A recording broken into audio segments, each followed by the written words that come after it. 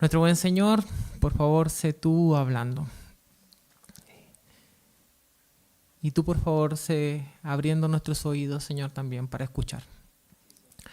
Gracias, Señor, por lo que tú estás haciendo en nuestras vidas y que esta palabra, Señor, ha sido preparada especialmente para el día de hoy. Por ti, Señor, tanto para mí, que tengo el honor de dirigir este tiempo, como para mis hermanos, Señor. Te pido por cada uno de ellos, Señor. Sé también de sus distracciones, guarda de ellos, Señor. Trae paz a sus corazones y ayúdanos a disfrutar de este tiempo. En el nombre de Jesús. Amén y amén. Bien. Pasarnos a este artículo tecnológico, así que voy a probar. ¿Ah? ¿Ah? ¿No? ¿No? ¿Qué? Hacia allá. Ajá. Bueno. Ahí voy a decirle al pibe que lo pase entonces. Pero no se preocupen. Y la verdad es que pueden ver ahí bien, el título es Dios no comparte su gloria. Una de las primeras cosas que le enseñan a los niños es precisamente a compartir, ¿verdad? Cuando van al jardín, es como ayer yo veía, estaba en el cumpleaños de Victoria Jofré. Ustedes saben, yo soy de la edad de Victoria. Y una de las primeras cosas que le enseñan entonces es como que si tiene este globito, páselo, entréguelo a otro, ¿cierto? Como nos enseñan a compartir. No obstante, el Señor no comparte su gloria. La gloria es solo de Él. Él es un Dios celoso de nuestras vidas y no admite que tengamos otros dioses aparte de Él. Y quiero invitarles a pensar cómo eso se ve en nuestras vidas y vamos sin duda a estarlo mirando. Como les comenté, le escribí a algunos que están en el grupo de WhatsApp. Es más o menos extensa la cantidad de versículos que vamos a ver el día de hoy. Esperamos pasarlo bastante rápido y podamos entender la esencia de lo que el Señor tiene para nosotros, pero con esta idea presente. Dios no comparte su gloria. La mano de Dios a través de la historia de Jefté. Entonces ahora... pasó. Ya, perfecto. En el contenido quiero mostrarles cortito el contexto. Va a tener 5 partes esto. Yo sé que es más de lo que estamos acostumbrados, pero vamos a tratar de pasarlo rápido. Dios no comparte su gloria porque Dios es justo. Dios no comparte su gloria porque Dios es compasivo. Dios no comparte su gloria, Dios es fiel. Dios no comparte su gloria. Dios nos dice cómo debe ser alabado. Dios no comparte su gloria, Dios es justo. Y por último, algunas conclusiones que quiero compartir con ustedes.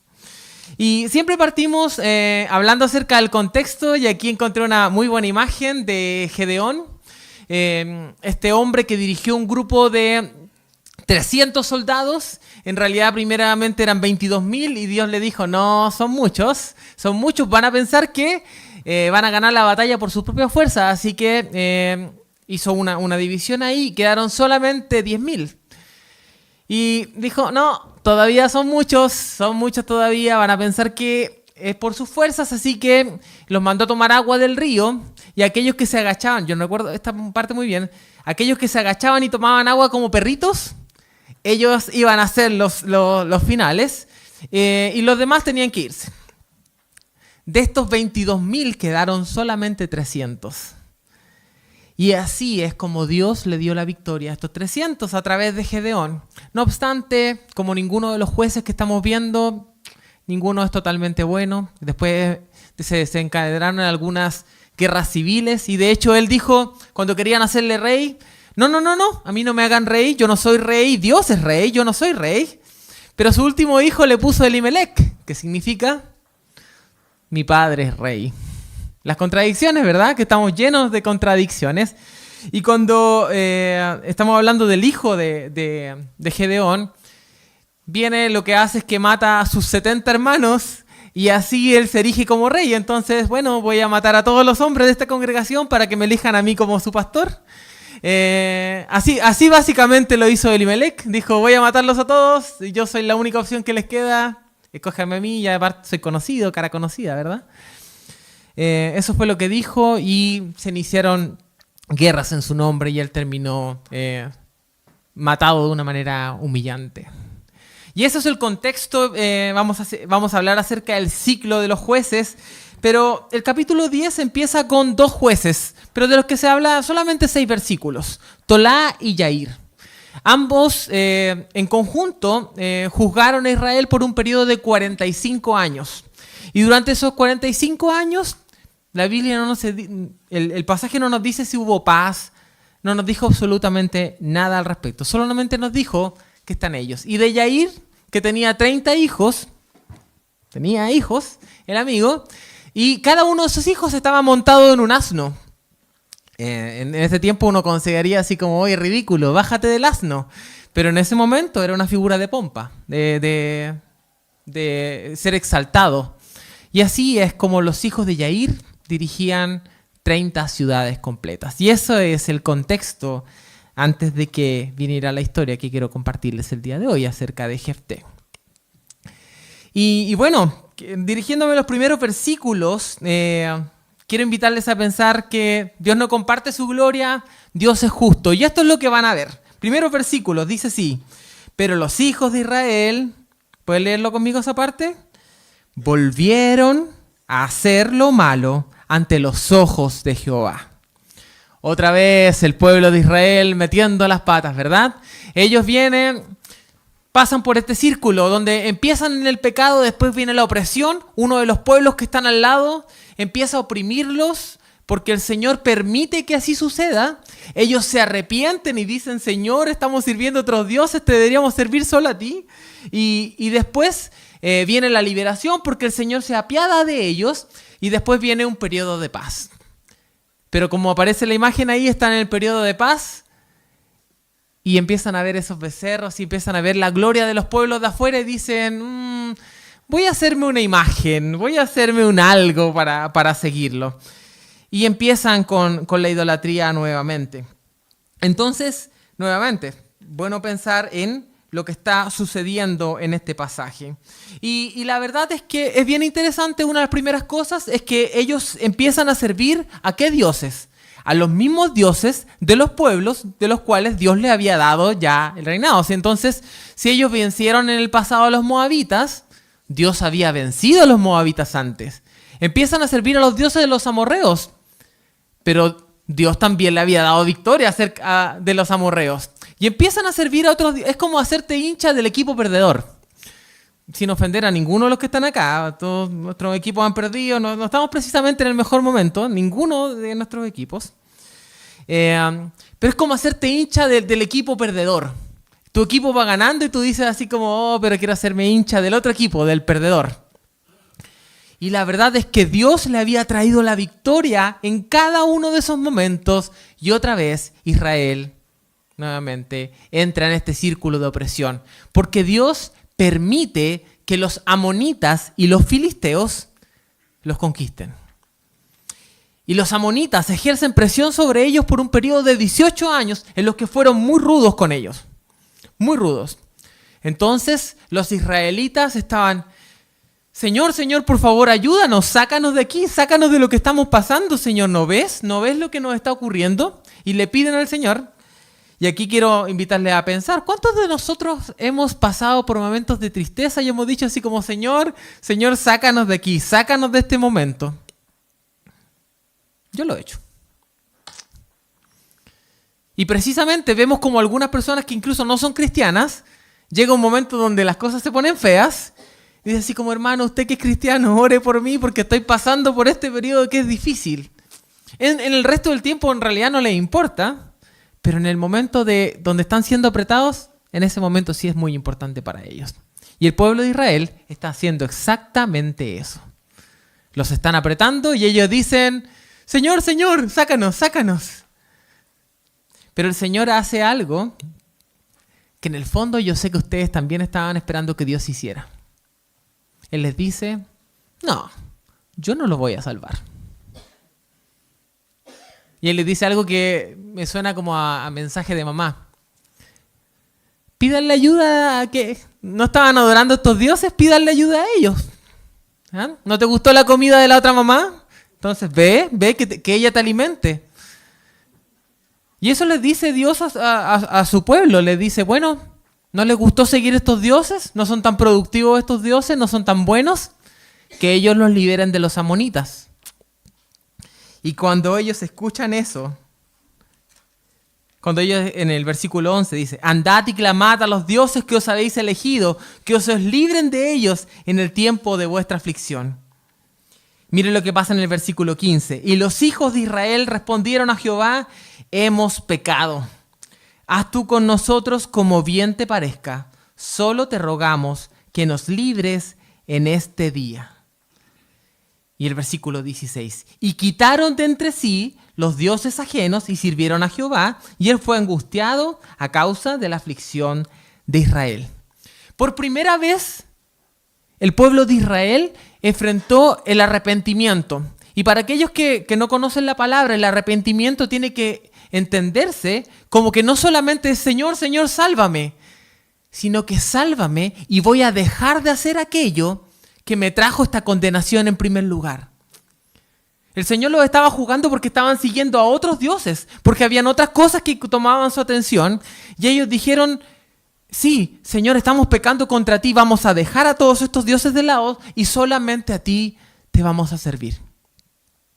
Hermanos, quiero invitarlos a pensar de que Dios es justo y que hay consecuencias por nuestro pecado. ¿Quieres servir a otro Dios? En efecto, va a haber consecuencias. No, uy, qué miedo, ¿verdad? Dios me va a castigar. No. Si quieres servir al dinero, te vas a hacer esclavo del dinero. ¿Quieres servir a tu trabajo? ¿Quieres que eso sea lo máximo? Que me reconozcan, como veíamos hoy en la mañana, que me reconozcan. ¿Y eso hace que le quites tiempo a tu familia? Esas son las consecuencias. Va a poder decirle a Dios, Dios, ¿por qué mi hijo no me ama? ¿O por qué no tengo una relación con mis papás? Bueno, en realidad no estás tomando en tu día tiempo para hablar con ellos. ¿Qué esperabas? Y Dios les está experimentando palpar las consecuencias. Pero el Señor vio su arrepentimiento genuino. Y al final dice que el Señor, y Él fue angustiado a causa de la aflicción de Israel. Hermanos, una de las peores cosas que puede pasarnos es que, es bien paradójico, es que Dios nos permita tener aquello que buscamos. Que Dios me permita tener ese súper ascenso, esa súper posición, Señor, porque cuando yo tenga eso voy a ser feliz. Si Dios te permite eso, si Dios te concede eso, ¿qué es lo que tú crees que te va a hacer feliz? Agradece al Señor cuando no te lo conceda. Y cuando te lo conceda, permite que te ponga un corazón humilde para saber que Él fue quien te lo entregó. El verdadero arrepentimiento, si no sirves al único Dios, porque Dios no comparte su gloria, si no sirves al único Dios, terminarás siendo esclavizado a otros dioses de madera, a otros dioses de cartón, a otros dioses como el éxito. Si es el trabajo, entonces trabajarás horas extras y dejarás a tu familia. Si es el dinero, corromperás tus valores para aprovechar cada instancia. No estamos viendo en las noticias personas que estaban haciendo tráficos de influencia, chats que están siendo revelados por aquí y por allá, descubriéndose las tramas de poder y de dinero detrás de todo eso. Son personas que se vendieron porque entendieron que el poder era más importante. Y se vendieron a ese Dios. Y hoy están sufriendo consecuencias a partir de eso.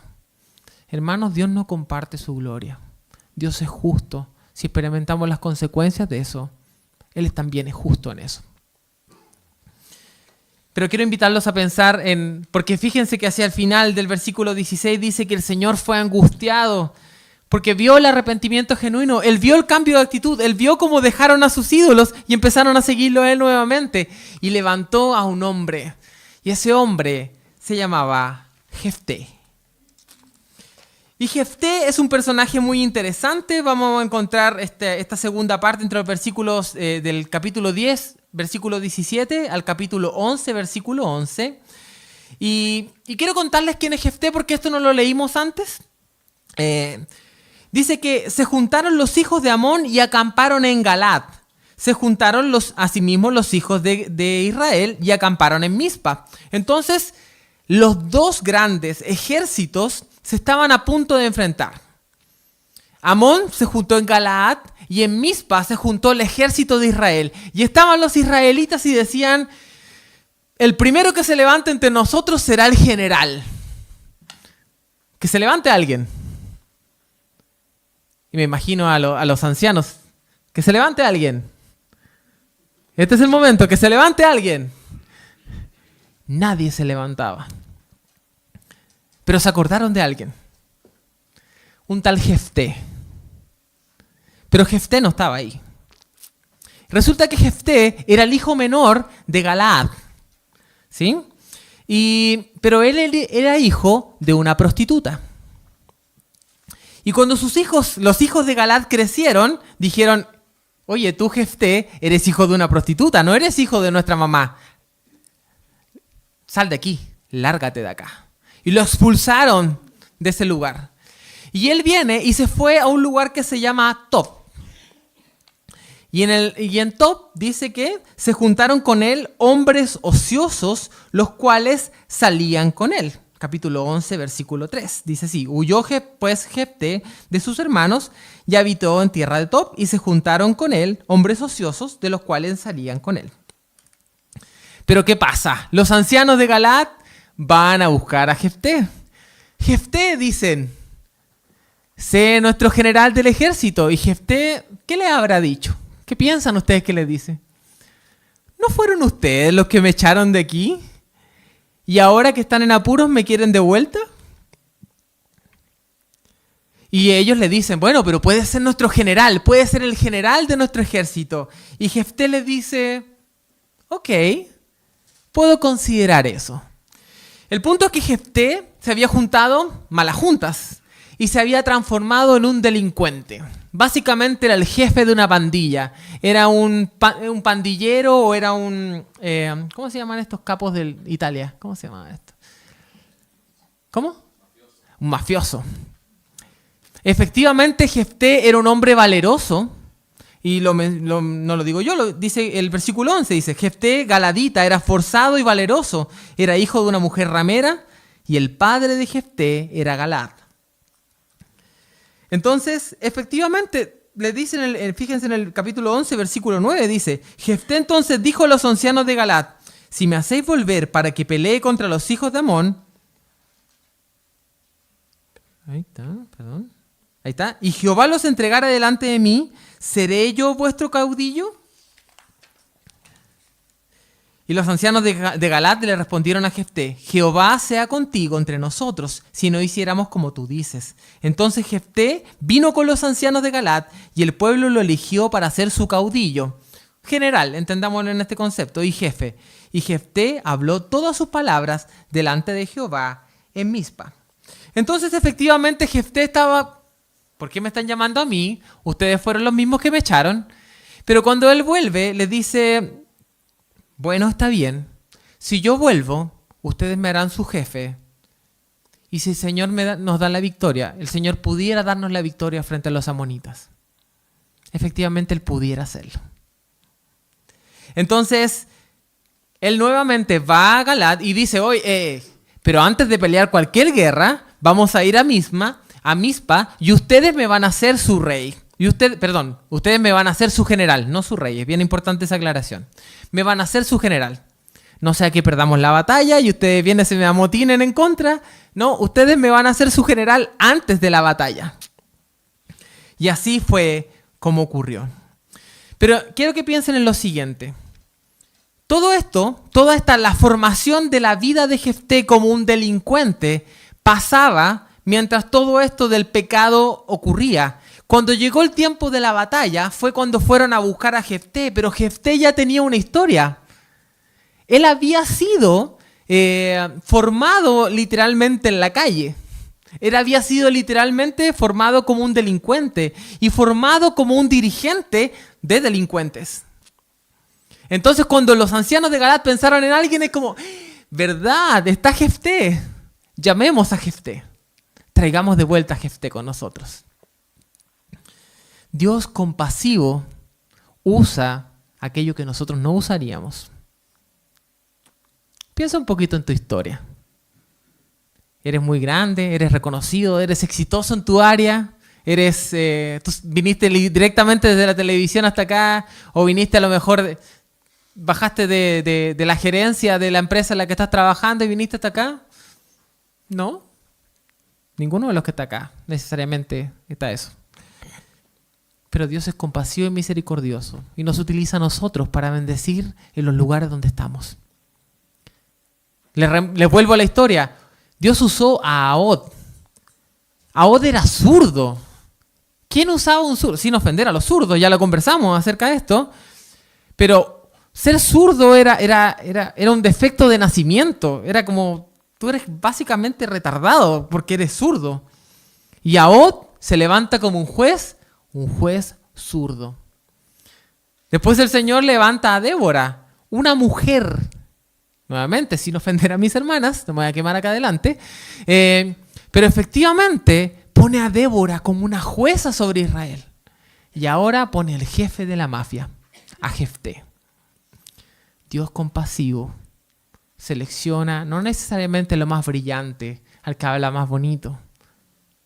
En los contextos donde tú estás, el Señor te llama a ti. Sí, hay otros compañeros de trabajo. Oye, ojalá este compañero de trabajo que habla tan bonito conociera del Señor porque le hablaría a todos. Pero el Señor te puso a ti. Quizás no eres delincuente como Jefté, pero no eres precisamente lo más reconocido en ese lugar, aunque eres hijo del Señor. Eso es maravilloso. Entonces, quiero invitarlo a leer esa cita que aparece ahí. Dice, no puedes respetar a Dios o arrepentirte de verdad sin reconocer la autoridad de Jesús para reinar en tu vida. Y no puedes tener el rescate de Jesús sin aceptar tu reinado. Una de las cosas que nos muestran los jueces son precisamente tipos de Jesús.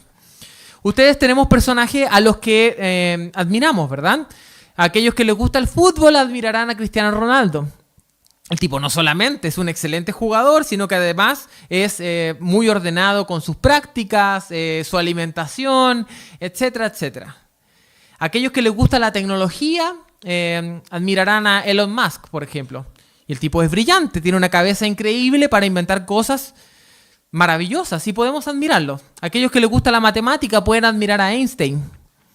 Los que les gusta la construcción pueden admirar a Eiffel, ¿verdad? Y su gran torre Eiffel, en un tiempo donde no habían grúas para construir. El punto es que esas personas son personas que podemos admirar y seguir de alguna manera. Pero sabemos que hay solamente un ámbito de sus vidas que podemos admirar. A Cristiano Ronaldo lo admiro para jugar a la pelota. Fuera de la cancha de fútbol, quizás no lo admiro tanto.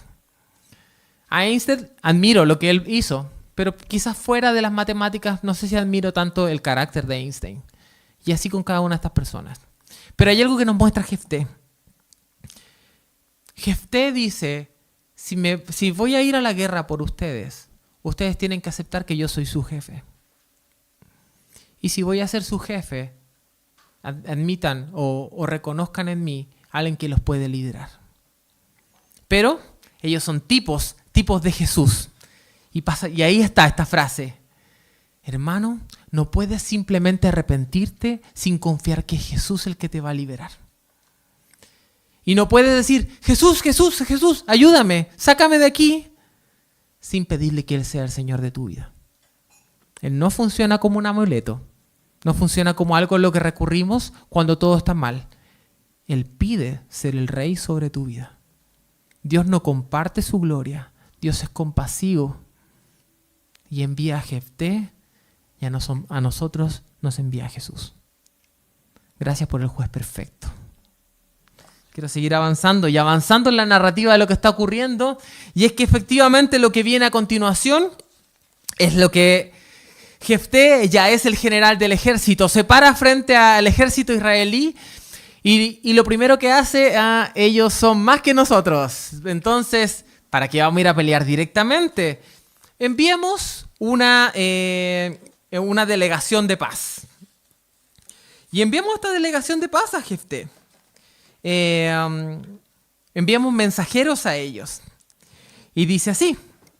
Y envió Jefté mensajeros al rey de los amonitas, diciendo, ¿qué tienes tú conmigo que has venido para hacer guerra contra mi tierra? El rey de los amonitas respondió a los mensajeros de Jefté, por cuanto Israel tomó mi tierra cuando subió de Egipto, desde Arnón hasta Jaboc y el Jordán, Ahora pues, devuélvela en paz. Y empieza una negociación en la que manda mensajeros y vuelve mensajeros. Van y viene, le dice, ¿por qué estás peleando contra mí? El rey de Amón le dice, porque tú me quitaste tierras. Me quitaste tierra cuando los israelitas pasaron por aquí, tú me quitaste tierras. Y ahí Jefté, que no solamente es un delincuente, sino que parece que conoce muy bien la historia de Israel, le empieza a comentar lo que ahí de verdad pasó. Y traje a ustedes este mapa para revelarles un poco lo que ocurrió en los tiempos en los que Israel todavía no llegaba a Canaán. Esta cosa tiene un láser también, ¿no? Sí, eso sí que no sé usarlo, pero está bien. El punto es que está el pueblo de Israel, está con Moisés y dice, vamos a entrar por Edom, que es la parte que está abajo. Y dice, vamos a enviarle cartas al rey de Edom para pasar por Edom. El rey de Edom le dice, no, por aquí no vas a pasar. Y Moisés dice, perfecto, vamos a seguir y vamos a bordear Edom. Y se encuentran con Moab. Y le envía nuevamente cartas al rey de Moab y le dice, rey de Moab, déjame pasar por tu tierra para llegar a la tierra de Canaán. Y el rey de Moab le dice, no, por aquí no vas a pasar. Y empiezan a bordear la tierra de Moab y en ese tiempo, muchas gracias por el puntero láser psicológico, y llegan a donde dice ahí los amorreos, el rey de Sehón. Y le dicen a Sehón, que es el rey de los amorreos, Sehón, déjanos pasar por tu tierra a la tierra de Canaán. Y Sehón les dice, no, por aquí no van a pasar. Pero no solamente por aquí no van a pasar, sino que nos van a enfrentar. Ustedes van a tener que pelear contra nosotros. Y se levanta el ejército de Sehón contra el ejército de Moisés, en ese momento, el ejército israelí, y se hace una batalla en ese lugar. Pero Dios les da la victoria frente a lo que ocurrió ahí. Dios les concede la victoria al pueblo de Israel y vencen al rey de Sehón, al rey de Amorreo, y se quedan con todo ese territorio porque era la norma de la guerra en ese momento. Si yo te venzo en la guerra, entonces me quedo con tu tierra. Entonces todo ese espacio empezó a ser. Pero fíjense que Amón está hacia la derecha. Nada que ver contigo, Amón. El rey de Amonita, no sé de qué estás discutiendo, no sé de qué estás peleando. No pasamos por tu tierra, tomamos la tierra de los amorreos, no tomamos tu tierra. Entenderán que el rey de los amonitas en realidad no estaba muy interesado en seguir discutiendo acerca de eso. En realidad ese no era el argumento es yo soy más fuerte que tú, dame tu tierra.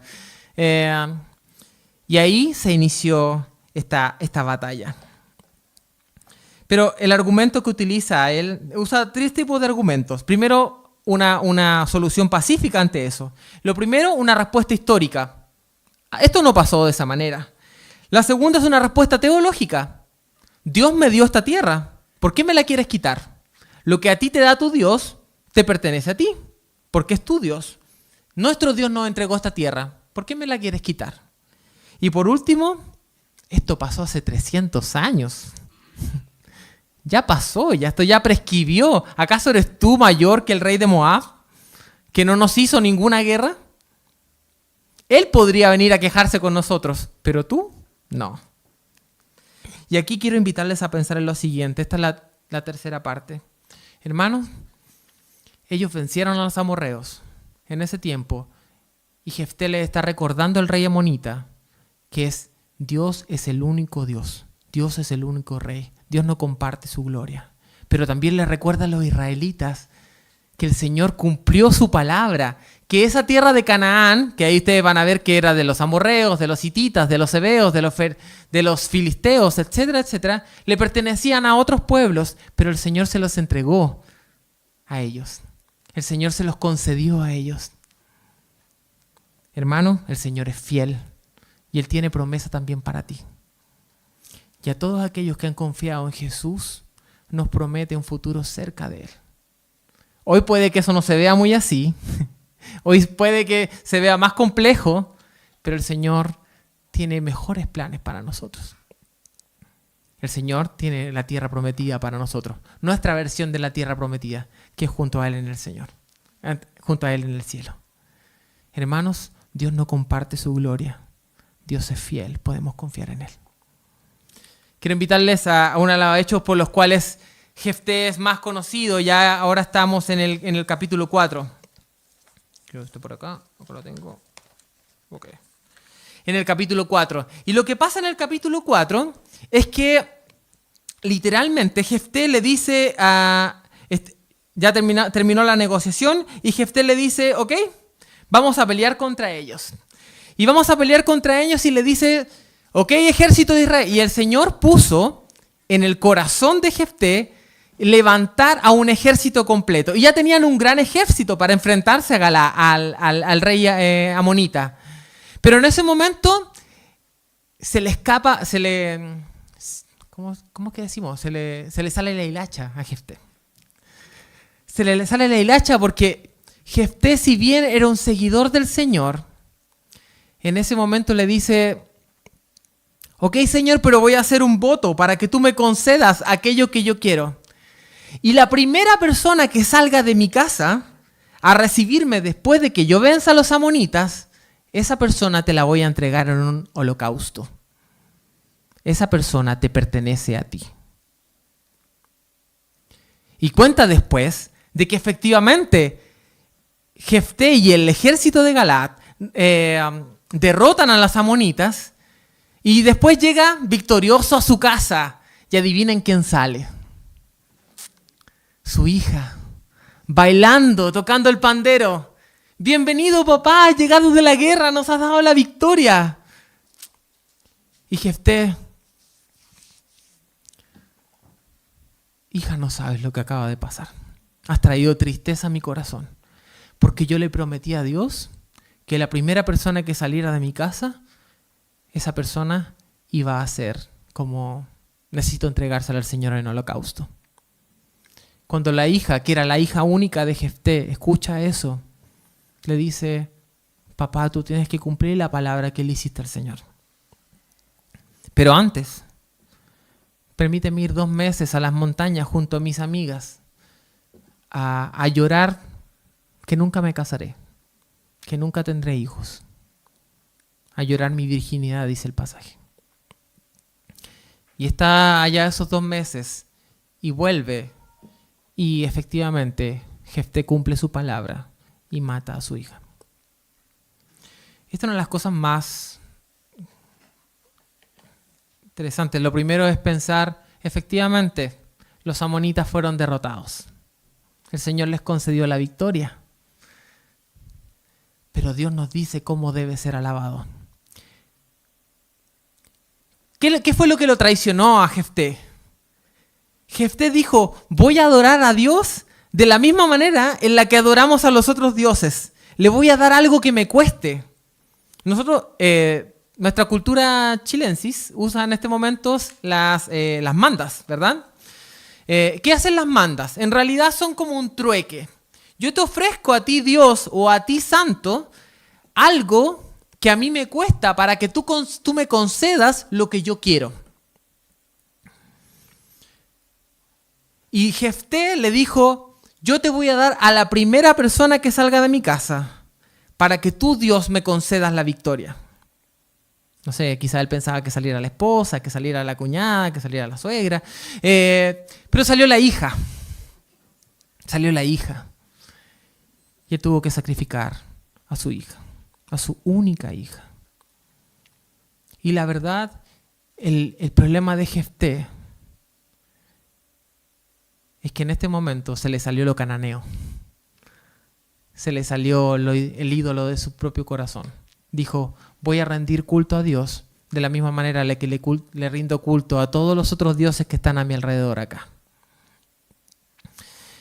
Pero efectivamente no era lo que Dios quería. Dios no lo llamó a hacer eso. No es la manera en la que Dios quiere ser alabado. Efectivamente, y ahí hay un aspecto que quiero conversar con ustedes que es cómo nuestra cultura, hermanos, va haciendo que nuestra manera de vivir nuestra fe se entremezcle. No. ¿cómo voy a ofrendar? ¿Cómo voy a dar mi diezmo si este dinero me lo gané con el sudor de mi frente? Yo me gané cada peso. ¿Por qué se lo voy a dar a otro? ¿Por qué lo voy a ofrendar a la iglesia? ¿O por qué lo voy a ofrendar a alguien, a algún hermano que está pasando necesidad? Que trabaje, probablemente es flojo, por eso no tiene. Y de alguna manera, ¿por qué? ¿Quién piensa eso? Nuestra cultura. Este país donde vivimos piensa y cree en la meritocracia. Piensa y cree que si yo aspiro al dinero y si yo tengo dinero, tengo todo. Nuestra cultura también dice, oye, pero ¿para qué va a ir a la iglesia los domingos? ¿Para qué? Descansa, El único día que puedes quedarte en la casa durmiendo, descansa. El Señor quiere que descanses también. ¿Se dan cuenta cómo empezamos a entremezclar cosas? Y empezamos a mezclar nuestro culto a Dios con lo que dice nuestra cultura que es lo correcto. Y empezamos a seguir a Dios de una manera equivocada. Sí, es verdad lo que dice el hermano, es verdad lo que dice el amigo este. Yo no tengo para qué levantarme temprano los domingos porque el Señor me mandó a descansar. No, yo después de llegar al trabajo, déjenme ver tele un rato. Déjenme ver tele. Este es mi momento de descansar. Trabajé duro todo el día. Que los hijos como que se vean en otro momento. Yo en este momento tengo que ver tele. Tengo que descansar. Me lo gané. El Señor no nos manda eso, hermanos. Que nuestros papás se defiendan solos, ¿verdad? Que hagan lo que ellos quieran, en verdad. No, el Señor nos manda a honrar a nuestros padres. Pero se dan cuenta cómo los elementos de nuestra cultura para Jefté fue muy doloroso porque su culto a estos dioses hizo que matara a su hija. Pero para nosotros, nuestro culto a esta cultura chilena hace que deshonremos a Dios en un montón de aspectos de nuestra vida. Y ya no sabemos a quién servimos ni cómo lo servimos. Hermanos, Dios nos dice cómo debe ser alabado. Y él, tenía seleccionado acá un pasaje en Deuteronomio, que se me perdieron algunos apuntes. Y en este pasaje él dice que condena abiertamente la muerte de personas, la muerte de hijos. No sea, lo condeno, lo dice, que ustedes sacrifiquen sus hijos a Moloch como lo hacen los otros que están aquí alrededor. Hermanos, Dios no comparte su gloria. Dios nos bendice, Dios nos dice cómo debe ser alabado. ¿Conoces al Dios que amas? ¿O te dejas llevar por lo que otros dicen al respecto? Por lo que dice la cultura popular, que debe ser amado Dios. No, hermanos, Dios quiere ser alabado y Él nos dice cómo. Y estar acá también es una de las maneras en las que Él nos dice. Así que bienvenidos a aquellos que han decidido ser obedientes y en comunión adorar a nuestro buen Señor. Pero esta historia no termina ahí. Han pasado muchas cosas con Jefté, ¿verdad? El perdido, lo echan de su casa, después viene, trata de negociar con el rey de Amón para que no pase absolutamente nada, pero recuerda lo que Dios ha hecho. Pero pareciera ser que en la siguiente parte lo olvida totalmente porque empieza a buscar a Dios o a honrar a Dios como honrarían a otros dioses y sacrifica a su hija, lo que fue sumamente doloroso. Pero lo que termina por pasar es aún más triste. Cuando Jefté reúne este ejército para enfrentarse a los amonitas, él envía cartas normalmente a todas las tribus de Israel para que los hombres de esas tribus de Israel puedan unírsele a él. Y llegado a esto, en el capítulo 12, dice así, voy a leerlo acá, dice: entonces se reunieron los varones de Efraín y pasaron hacia el norte y dijeron a Jefté, capítulo 12, versículo 1, ¿por qué fuiste a hacer guerra contra los hijos de Amón y no nos llamaste para que fuéramos contigo? Nosotros quemaremos tu casa contigo. Uno se tiende a perder aquí, pero ¿cómo pasó esto? Primero, Jefté lidera un ejército para liberarlos de los amonitas. Son libres de los amonitas. Y una de las tribus de Israel le dice: ¿por qué no nos llamaste para combatir? Hubiéramos ido a combatir contigo también. Como no nos llamaste, vamos a quemar tu casa, Jefté. Y Jefté les dice, pero ¿cómo? Sigamos leyendo. Dice así, Jefté le respondió, yo y mi pueblo teníamos una gran contienda con los hijos de Amón, y os llamé, y no me defendiste de su mano. Viendo, pues, que no me defendías, arriesgué mi vida y pasé contra los hijos de Amón, y Jehová me los entregó. ¿Por qué, pues, habéis subido hoy contra mí para pelear conmigo? Entonces reunió Jefté a todos los varones de Galaad y peleó contra Efraín, y los de Galaad derrotaron a Efraín, porque habían dicho, vosotros sois fugitivos de Efraín, vosotros los galaditas, en medio de Efraín y de Manasés. Básicamente, eso tiene que haber sido una ofensa muy grande. Siempre pienso que no hay nadie que sea uruguayo, ¿verdad? Acabo de meter las patas con los... una de las cosas que a los uruguayos, me supe hace poco que les molesta mucho, es que les digan que son un apéndice de Argentina. Eso es como meterle el dedo en el ojo a un uruguayo. Decirles como que ¿qué? ¿Somos una qué de Argentina?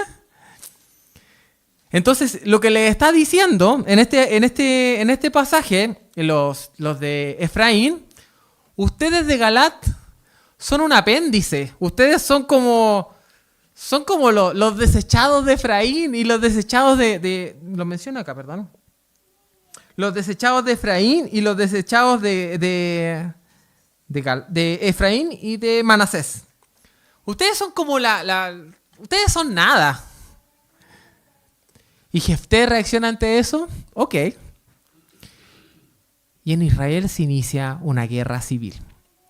Y les muestro este mapa porque quiero que vean dónde está Galaad, ahí donde está ese globo, ahí donde dice Manasés, a la esquinita, y ahí está la tribu de Efraín, un poquito más abajo.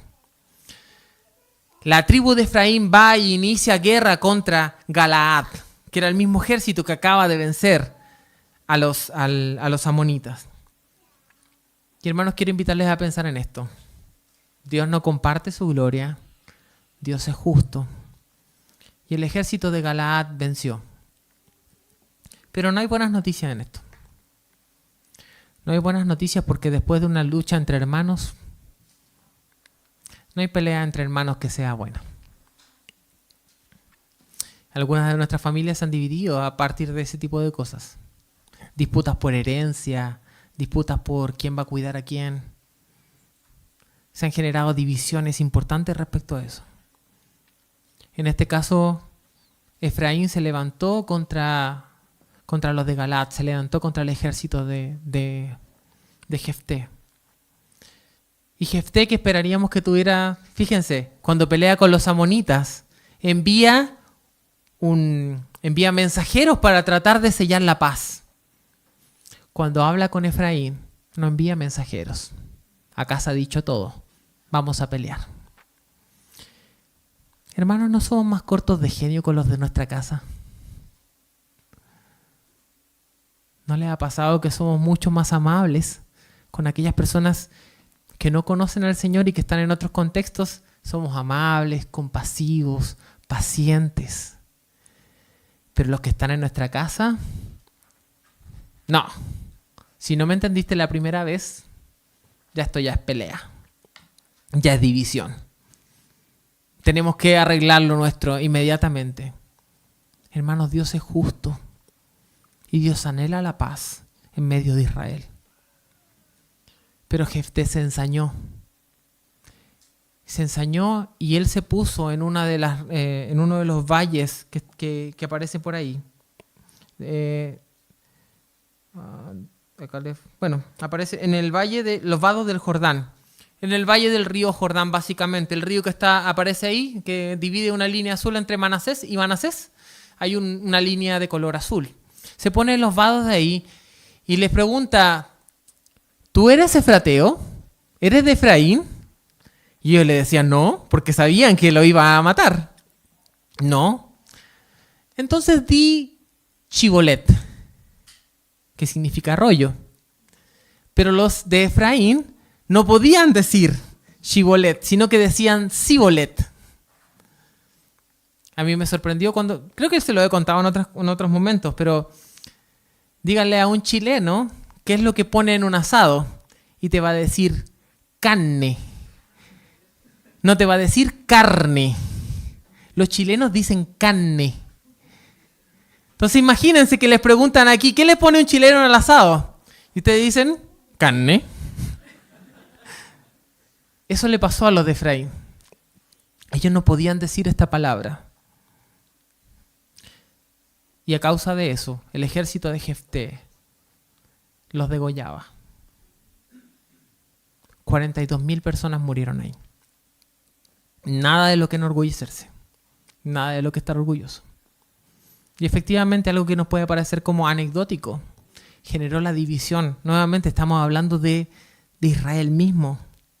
No estamos hablando de otros pueblos, con los que sí tenían que ser sanguinarios en su momento. Sí había que matarlos, sí había que sacarlos de aquí porque eran las órdenes expresas de Dios. Pero no internamente.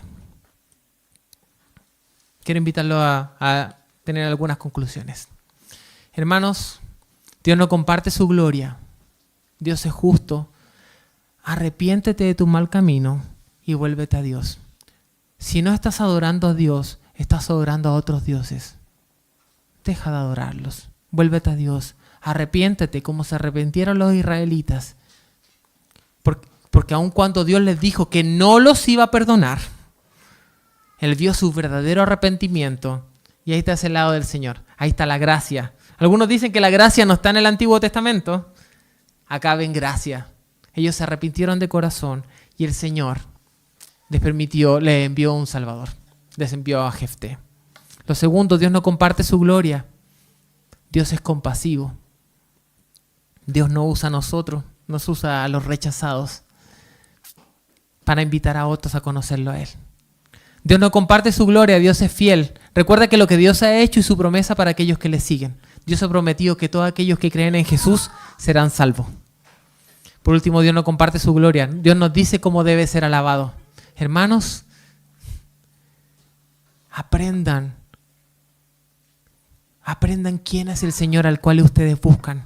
Busquen educarse, busquen conocer a su Dios, porque si no, lo van a alabar como alaban las otras cosas que alaban en su vida. Dios no comparte su gloria, Dios es justo. Arrepiéntete de servirte a ti mismo. Y un apéndice especial, cuida de la unidad de tu casa, hermano. Cuida de la unidad de tu casa. Permítame orar para cerrar este tiempo. Nuestro buen Señor, damos gracias, Padre. Gracias, Señor, por Jefté, porque tú lo pusiste, Señor, para libertar a Israel en un tiempo que fue muy duro para ellos. No era perfecto, Señor. De hecho, se equivocó, Señor, a lo grande, Padre. Pero tú lo usas hoy para confrontar nuestro carácter, Señor. Ayúdanos, Señor, a serte fiel, a adorarte como tú quieres ser adorado, Señor. Ayúdanos a amarte, Señor, a ti y no a los dioses que se vienen, los dioses del dinero, los dioses del placer, de la comodidad. Ayúdanos, Señor, a amarte a ti como nuestro Señor y nuestro Salvador. Señor, que nuestra vida te pertenezca. Gracias por Jesús, Señor, por el único juez verdaderamente justo y del cual hoy recibimos, Señor, salvación. Gracias, Señor, porque no veló por sí mismo, sino que veló por tu gloria, y velando por tu gloria nos permite hoy estar cerca de ti. Gracias por cada uno de mis hermanos, Señor, y gracias por lo que tú estás diciendo a través de tu palabra. En el nombre de Jesús. Amén y amén.